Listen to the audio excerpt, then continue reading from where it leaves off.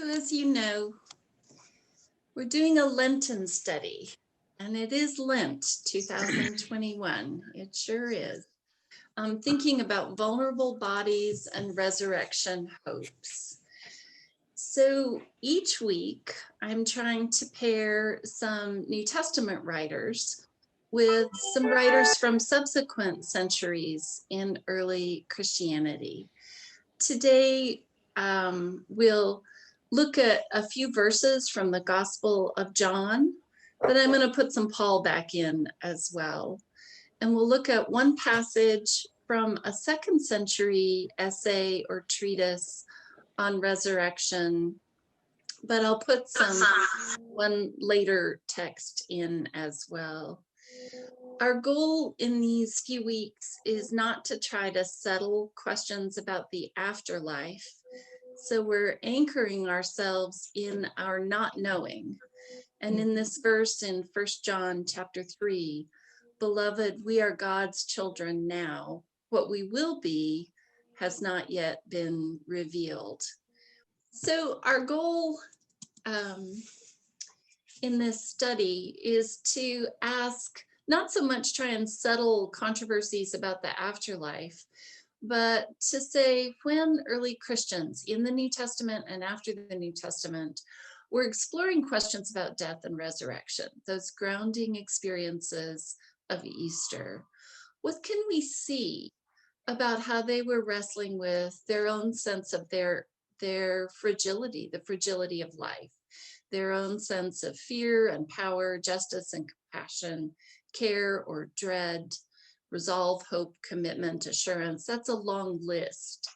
But all the things about, when you think about the afterlife, what does it make you think about this life and what it means to be a human person, and a human person committed to Jesus?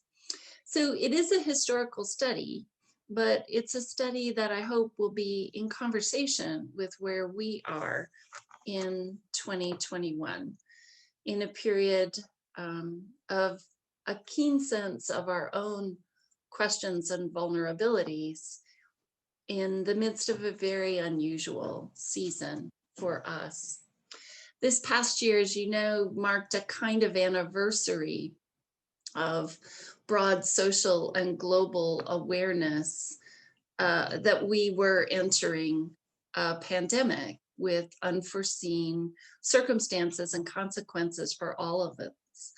So I'm sure many of you have been looking back on the past year in the last week and looking ahead to how things are and are not changing so far.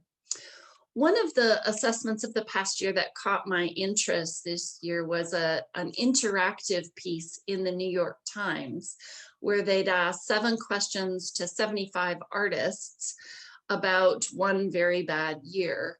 And they offered a kind of sampling of answers that they gave. These are the kinds of questions that they asked. They're huge questions. But I'm going to ask if you'd be willing to use the chat if, for some of you, any initial answers looking back on the last year occur to you in answer to these questions that were asked of novelists and musicians, of visual artists and choreographers, looking back on a year that changed the arts, but changed their personal lives in the way it did for all of us. So they asked them things like, what's one thing you made this year? Or what art have you turned to in this time? And I love that some of them had really extraordinary works of art they turned to, and some said cooking or Netflix. Did you have any particularly bad ideas? What's a moment from this year you'll always remember? Did you find a friendship that sustained you? If you'd known you'd be isolated for so long, what would you have done differently? What's one thing you want to achieve before things return to normal? So these are big, big questions to reflect on and muse over. But would anyone be willing to type the number of a question and a first thought that came to mind? What art have you turned to in this time? Or is there a friendship that sustained you? Or did you make something this year? How are you reflecting on the past year here? Anyone brave enough to venture a preliminary thought in answer to one of these questions?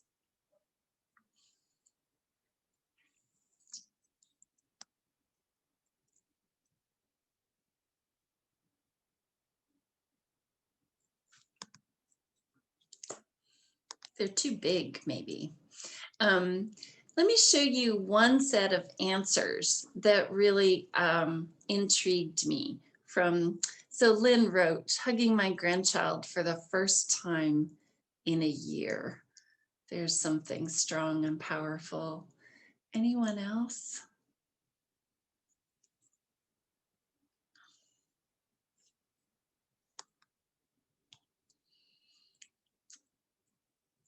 Let me show you how one other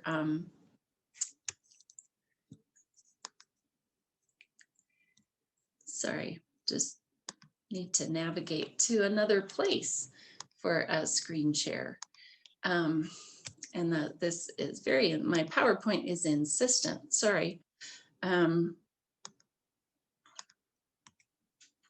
do want to show you something else.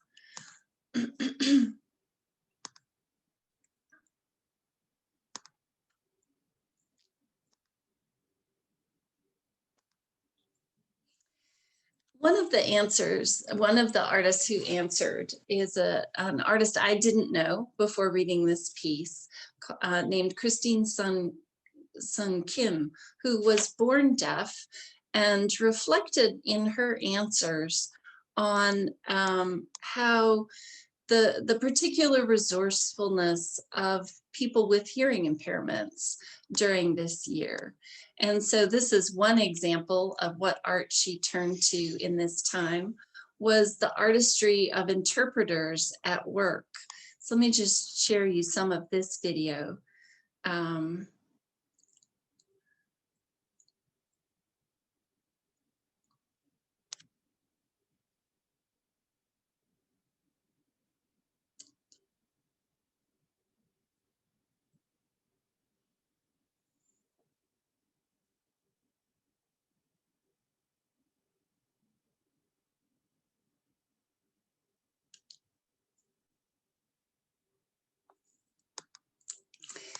When she was asked what friendships sustained her, she put together a montage of other people with hearing impairments playing with a particular new way of creating a sign for social media.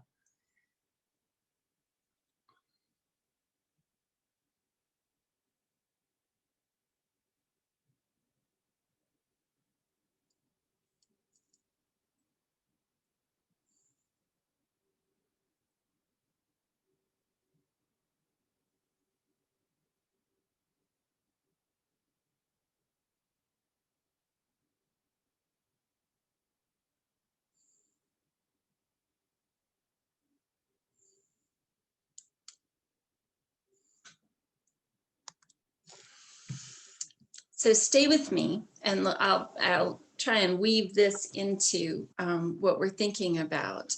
But ways of thinking about the without sound, encountering the world with creativity and in connection with others. So she talks in her answers about really diverse ways of being in the past year and in our society. When she does the close-ups of her friend Ravi Vasavan, who's in London, she talks about the particular visual orientation that comes from not hearing. His bio points to how he, as a visual designer, has a different perspective on accessibility that comes from not hearing, and that his work explores the connection between deafness and design and the importance of preserving one's own unique perspective. I think I was affected by these answers because I was working on today's class and thinking about how in the ancient world, different Christians had different beliefs about the resurrected self. And one of the ways those differences showed up in how much they thought of the self in the resurrection, the self in the afterlife, as still an individual, still a self, a structured identity that carries with it into the afterlife things that defined life before death, the experiences, the commitments, the choices, the vulnerabilities of this life, and how much other Christians thought, no, in the afterlife, we're changed to something more essential. We're purged of the inessential. So those characteristics that identify an individual don't matter as much. So if we think back to those of you who were with us last week, we were in 1 Corinthians 15 briefly. Paul says there, when he's talking about resurrected bodies and an afterlife, that there he points to the natural world and says there's differences between heavenly bodies and earthly bodies.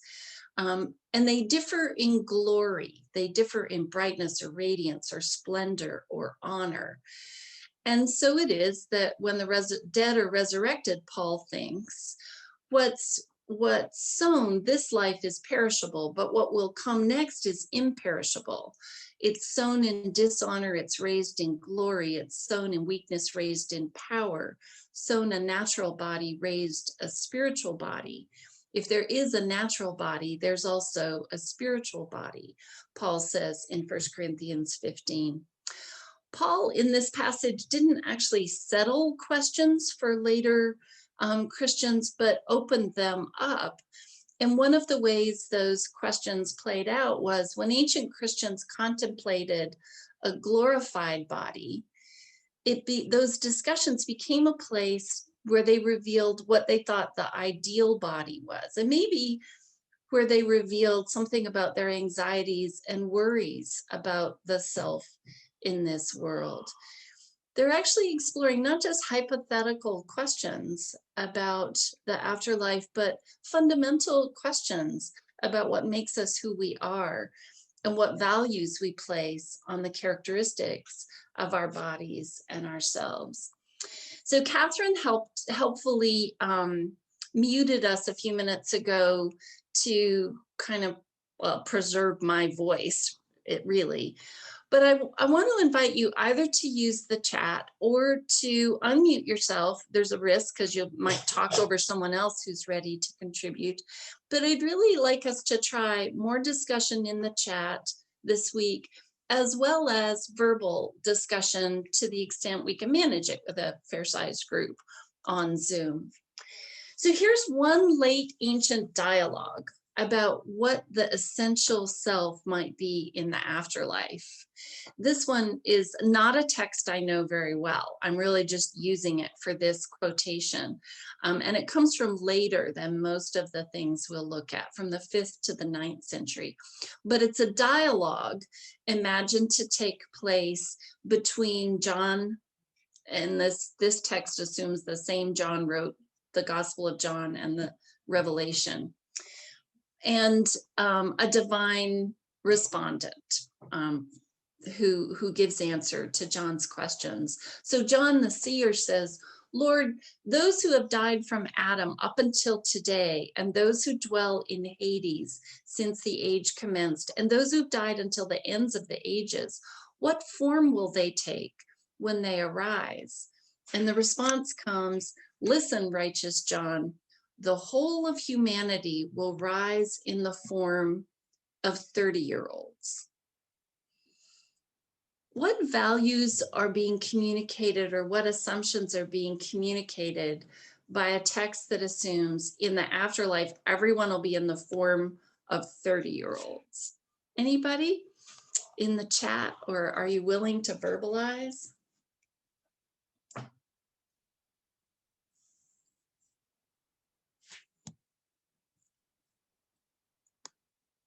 Catherine, can you help me read the chat? Sure, be glad to.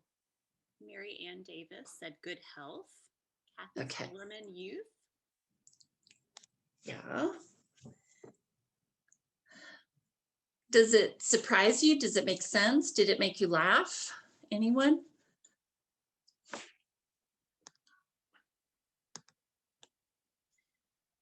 Dorothy Wagner says, ideal age, neither too young nor too old. Janet Ray, the glory of the young adult body, considered the prime of life. And Jennifer Davis, wise and older at the time. John Roach, wishful thinking. Yeah. So early Christians thought of 30 as the age Jesus was when he started his public ministry. So it's a way of being like Jesus in the afterlife. But yeah, there are a lot of cultural values loaded in here. Catherine, did something else show up in the chat that I'm not seeing? So from Robert Hardy, what happens to people who didn't live to 30? Yeah, so this text doesn't answer that, but 30 shows up in other early Christian writers. So St. Augustine in the City of God says even babies will be 30. So you get accelerated, fast forwarded to 30 if you didn't make it, and you get to go back to 30 if you're past that. But it communicates something about cultural anxieties. It communicates something about what's essential and not essential to being human in the view of this one text. And yeah, wishful thinking, I'm with you on that one, John. It's interesting, but it goes on. There's another question and answer. So the seer asks, and again, I said, Lord, they die male and female, and others old, and others young, and others infants. In the resurrection, what form will they take when they arise? And the response comes, listen, righteous John, for even as the bees are and are not different one from another, but all are all one appearance and one stature, in the same way, even those in the resurrection will all be human. They'll be neither fair of skin, nor red of skin, nor black of skin. Neither will they be like the Ethiopian with different facial features, but all will rise in one appearance and one stature. So what cultural values and anxieties are being communicated in this question and answer? In the chat or unmuting, what do you see here? What's revealing about this question and answer?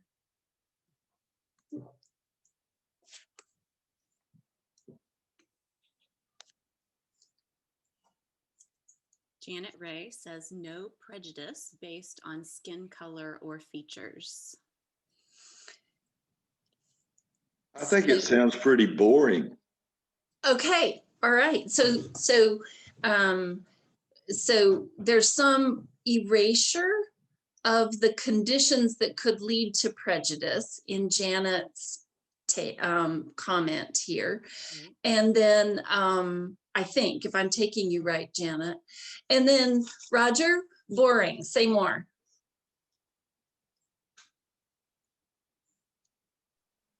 When all the variety is removed, it seems kind of sterile, seems kind of antiseptic and boring to me. You know, Okay. that the variety makes the spice of life, you know? Well, and so you'd like it to be the spice of the afterlife too, not just of life? Oh, it just sounds so boring and bucolic. Okay. It's really does. Yeah, so if there's an erasure of difference, there's a flattening out of what it means to be human. Yeah, others, I really can't see the chat when I'm screen sharing. Catherine, will you help? Sure. Robert Hardy says a discomfort with multiculturalism, and Dorothy Wagner says no ethnic differences. Frank Johnson, monoculture. Yeah. So there is anxiety here. There's probably some the value of the mean, right? You don't want to be too fair or too dark or too red. You want that good Mediterranean complexion, not something from too far north or too far south. Yeah, other comments, Catherine, help me. Both those you read, but might need to be read again, and others. Sure.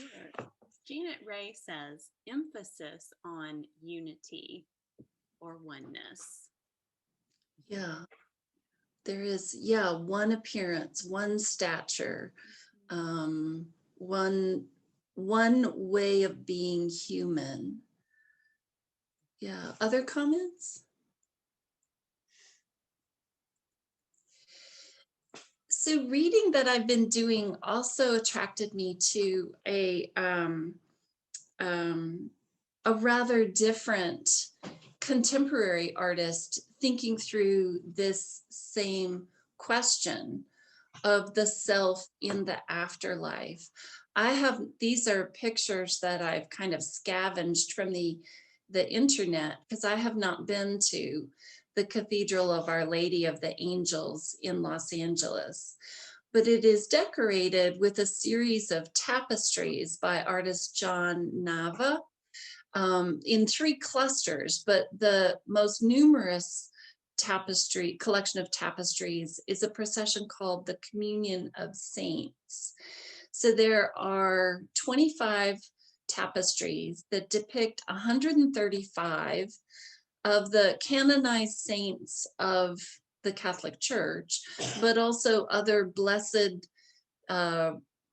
figures from history and from more recent history, including holy men and women of North America that have been canonized by the Catholic Church. And Nava also put in 12 untitled figures, including children of various ages. This is from the cathedral website, representing the many anonymous holy people in our midst. This is a view of one side of the nave. I think this is the south side. You can see half of the tapestries, and they're all a communion of the saints in procession toward the altar where the Lord's Supper would be administered. And then there's another set on the facing wall, the north wall, on the other side. But I want to show you 4 images of this work and ask the same question about this contemporary artist. When 21st century Christians contemplate a glorified body, what do they reveal about their views of an ideal body? What do they reveal about their anxieties and worries? Same questions as we took to that apocryphal text. What makes us who we are? What values do we place on the characteristics of bodies and selves as we imagine resurrected selves in the afterlife? So for these 4 images, try and pick out one of the figures who is represented and ask what view of the ideal body is captured there, or what values do these tapestries communicate in one of those bodies about the ideal self by imagining the resurrected self. So here's one segment.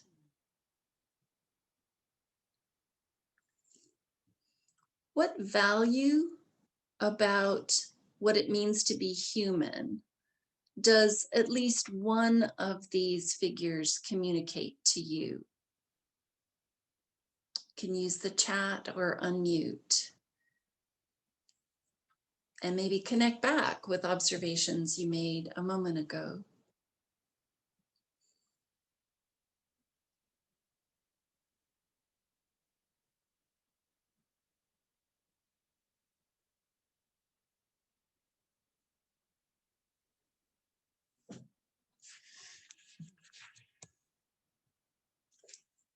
Frank Johnson says, hands are important in the lives of saints.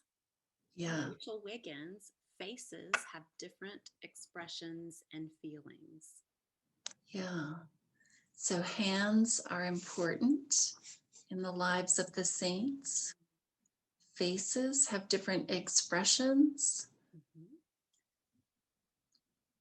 Carol Kramer, they're all different, but they're all looking the same way. Okay, so there's still unity, and yet there's individual identity of the self.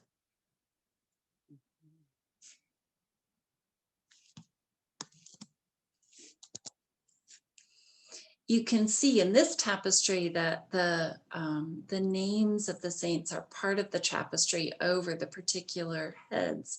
And here's an example of children of the neighborhood woven right in to the tapestry. Again, in one or more of these figures and these are views of resurrected selves, what values about the body, the self, about what it means to be human are communicated here?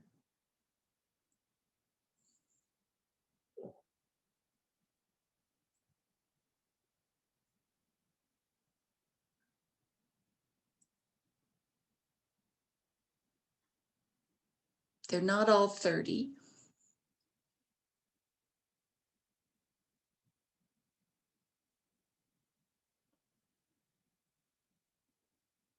They don't all have the same skin tone.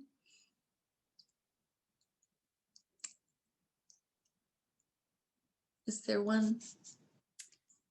Dorothy Wagner, they still have hair. Rachel Yeah. Wiggins, in both tapestries, the adults are wearing robes which de-emphasize the body shape. Yeah. Yeah.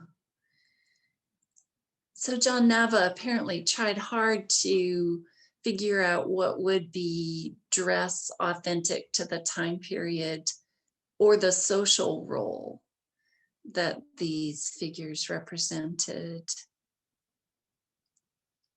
Other comments?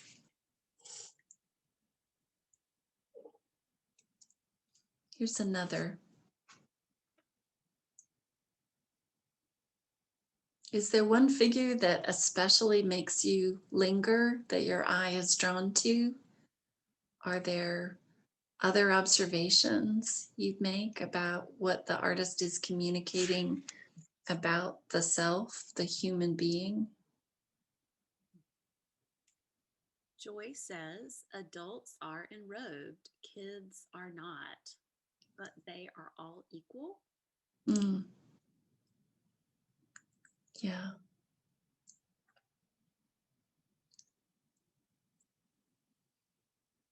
Catherine, your way of reading it sounded like the last was a question, was it? It's a question. Yeah, Joy asks a question, but they are all equal? Yeah. Dorothy Wagner, Ben says the figure in the middle has a look of resilience. Ben, do you mean the woman in the middle or the young man in the middle? The African-American man in the center? The young man, Ben says. Yeah. Yeah. I think he is centered. Yeah. Others? Other comments? One more.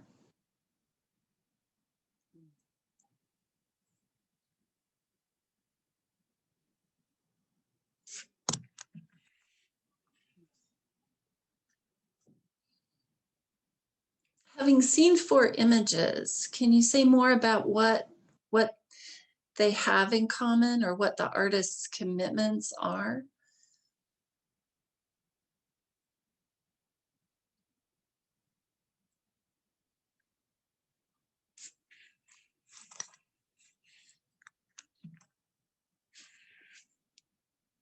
Mary Magdalene has bare arms, says Ben Wagner. Mm-hmm. Yeah. She is distinguished and her head's uncovered too. Lynn Roach says, not as many women as men. Is that a Catholic thing? Yeah.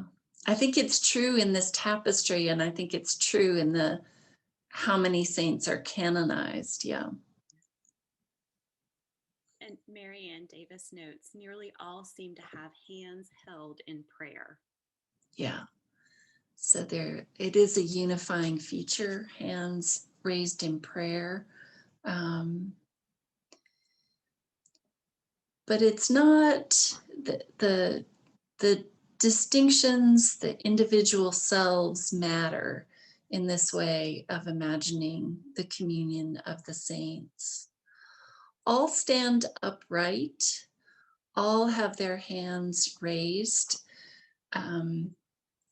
Even those who are remembered in Christian tradition as having been martyred don't bear the signs of that way that their life ended. All of them seem healthy to me, very upright in stature with all their other differences. And that observation takes me to one other brief passage from the 2nd century, a treatise on resurrection. We don't know who wrote it. For a long time, it was attributed to an author named Justin Martyr. We have 3 of Justin's treatises. So the author now gets known as Pseudo-Justin. A comment in the chat. Catherine, will you help me? Sure. I don't see a new comment in the chat. Okay, all right. And here, there's a question and an answer that has to do with whether in the resurrection, bodies would be restored to wholeness. So an opponent is mocking the idea of the resurrection, partly by imagining what flawed bodies must appear in the afterlife. So the author's opponents are making fun of the idea of a resurrected body by saying, well, they say, if then the flesh rise, it must rise the same as it falls. So that if it die with one eye, it must rise one eye.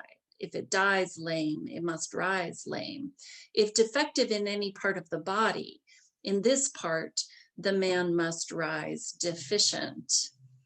And the author replies that that's not true, that just as Jesus healed people of impairments while Jesus was on earth, so even more, the afterlife will be a place of final healing. The bodies there will have received eschatological, end times, ultimate healing. How truly blinded are they in the eyes of their hearts, he responds to his opponents, or of his opponents. For they have not seen on the earth blind men seeing again, and the lame walking by his word. All things which the Savior did, he did in the first place, in order that what was spoken concerning him in the prophets might be fulfilled, that the blind should receive sight and the deaf hear, and so on, but also to induce the belief that in the resurrection, the flesh shall rise entire. For if on earth he healed the sicknesses of the flesh and made the body whole, much more will he do this in the resurrection, so that the flesh shall rise perfect and entire. In this manner, then, shall those dreaded difficulties of theirs be healed. I can imagine that views like this provided much consolation in times of plague and famine and injury and illness and struggle. I also think there are implications of a view like this that maybe we want to treat with care. I think the promise of ultimate healing in the afterlife may have provided deep consolation in the face of the vulnerabilities of the body in this life. But I wonder, and others have wondered too, about the implications of treating physical differences of embodiment and self in this life as not essential.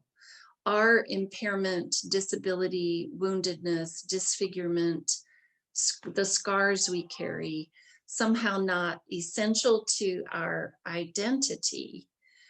Are differences in how persons function in this life somehow not essential to their identity? And I think different persons might answer the question differently. But it takes us to the New Testament, I think, when we see how many early Christians saw the afterlife is a place for ultimate healing, we might be reminded of a crucial Easter story. The resurrected Jesus in both the Gospel of Luke and the Gospel of John is hard to recognize. So people can not be sure that that Jesus has the same identity once resurrected. But what confirms who Jesus is the demonstration of his hands and feet, and in the Gospel of John, his side. So famously, in the Gospel of John, chapter 20, when it was evening on that day, the first day of the week, and the doors of the house where the disciples had met were locked for fear of the Jews, Jesus came and stood among them and said, "Peace be with you." After he said this, he showed them his hands and his side. Then the disciples rejoiced when they saw the Lord. Jesus said to them again, "Peace be with you." And then a week later, we remember, because Thomas hadn't been there the first week, Thomas, who was called the twin, one of the 12, was not with them when Jesus came. So the other disciples told him, "We've seen the Lord." But he said to them, "Unless I see the mark of the nails in his hands, and put my finger in the mark of the nails, and my hand in his side, I will not believe." A week later, his disciples were again in the house, and Thomas was with them. Although the doors were shut, Jesus came and stood among them and said, "Peace be with you." Then he said to Thomas, "Put your finger here and see my hands. Reach out your hand and put it in my side. Do not doubt, but believe." Thomas answered him, "My Lord and my God." If the resurrected Jesus represented for ancient Christians and later believers the ideal body, then that body is still wounded in resurrection. Jesus' identity is assured, it's confirmed by his wounds or his scars. The indicators of embodied vulnerability and lived experience. There's passages in John and maybe in Luke too, don't represent all the marks of the vulnerable body going away in the afterlife. And if Jesus is revealed by scars, what might we gain by envisioning other bodies as suited for glory without removing their vulnerability, their impairment or disfigurement or scars? And I wonder then how that helps us look at what we think are our ideas of perfection, or our notions of what the ideal self is, what human purpose and function is in this life. Those artists who drew my attention in the New York Times interactive piece were among those who say to be without hearing can actually heighten one's other abilities. It's a different way of being human in the world. I don't know what those specific artists would say about whether they would even imagine an afterlife or imagine themselves hearing in the afterlife, but perhaps they'd rather imagine everyone in the afterlife knowing sign language. It does raise questions about how we imagine what's essential and what's not essential. So these are big questions. What first thoughts here might you be willing to share? Would John Navis tapestries affect us differently if there were someone leaning on crutches, or if there were someone whose hands couldn't form a typical prayer posture because of the vulnerabilities lived in this world that are still part of who they are in the afterlife? What thoughts come to mind?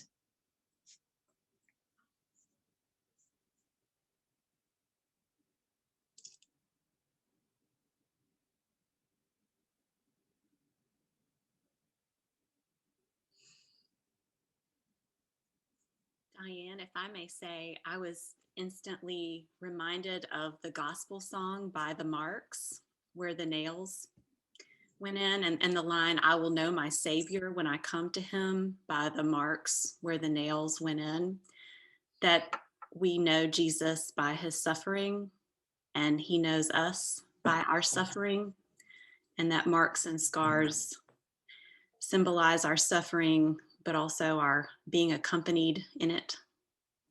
Yeah. So one year I taught a little girl who was in a wheelchair. And so I was out in a trailer, mobile / classroom, whatever. Anyway, we had to build a special ramp to get her in and out. But after the first week or even less, we didn't even think of her as being any different, or that, I mean, she just came into class like the rest of the students came into class. And once we were in class, she was just like any other fourth grader. And so maybe what we're talking about is that if it is considered a disability or a difference, that really who we are as people, we are the same. I mean, she was just like any other kid in my classroom, if that makes any sense at all. Brent in the chat says, Brent Martin, it feels very human that we tend to fixate on the physical. It feels like part of the message is that such things cease to matter in the same way once we enter the nearer presence and awareness of God. Yeah. Others?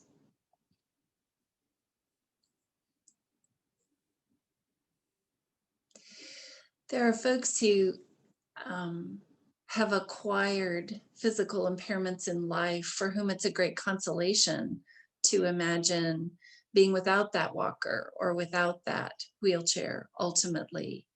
There are also disability activists who say, I envision myself in my wheelchair, this is part of who I am and the life I've lived. And if I'm to encounter Jesus with scars, I expect Jesus will see me with all that I've lived and my wheelchair with me, but with perfectly accessible ramps, no need to build them in the afterlife. The way we imagine the afterlife says something about what we think is essential and valuable about the vulnerable lives we live now. Yeah, and Dorothy, disability is such a big category. What about those with mental illness? No visible scars. But if the promise of the New Testament that they will know as they are fully known, their lived experience will be part of their embrace. And ultimately, yeah, it's a fully human life, not a defective life that we live in this world, I think. I wouldn't have minded a crutch or two in John Nava's tapestries. I wouldn't have minded some more arthritic fingers in postures of prayer, or some of those martyrs still bearing the wounds that they endured. It's beautiful, though. I think the celebration of the diversity of being human makes it a wonderful contemporary reflection on what matters in this life. Yeah. So next week, I'm going to ask you to think about whether gender is essential to who we are as humans, as I show you some early Christian debates about whether the afterlife involves gendered selves. Thanks for being part of the conversation, using the chat and interacting with one another in the ways we grab for ourselves when we're socially distanced. It's just such a treat to see you all this morning and to be together in the way that's possible to us. And we go perhaps, if we haven't already, to worship, where there is music and the word awaiting us.